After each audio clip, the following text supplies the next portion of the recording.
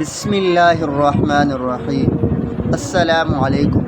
جی دوستو، آج سے سلسلۃ الاربعین یعنی کہ 40 احادیث کو یاد کرنے کا سلسلے کا شروعات کرتے ہیں۔ جی تو اس کے متعلق فضائل میں سے ایک حدیث ہے کہ حضرت سیدنا انس رضی اللہ تعالیٰ عنہ فرماتے ہیں کہ جناب رسول اللہ صلی اللہ علیہ وسلم نے ارشاد فرمایا، من حفظ على امتی 40 حدیثا من امر دینہم بعثہ اللہ یوم القیامت فقیہا عالما، یعنی کہ نبی کریم صلی اللہ علیہ وسلم نے فرمایا، جو شخص میری امت کے لیے 40 حدیثیں امور دین سے متعلق حفظ کر لے تو روز قیامت اللہ تعالیٰ ایسے شخص کو طبقہ علماء اور فقہاء کے زمرے میں سے اٹھائے گا۔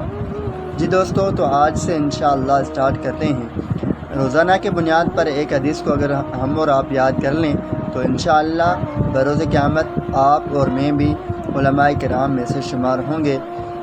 تو بہت ہی آسان اور مختصر وقت میں علماء کرام کا درجہ حاصل کرنے کے لیے روزانہ کے بنیاد پر حدیث کو سماعت فرمائیں، یاد فرما لیں اور اس کے بعد اس کو آگے شیئر فرمائیں، دوسروں کو وہ حدیث بتائیں تاکہ ہم اور آپ کو بھی اللہ رب العزت دین اسلام کی خدمت کے لیے قبول فرمائے۔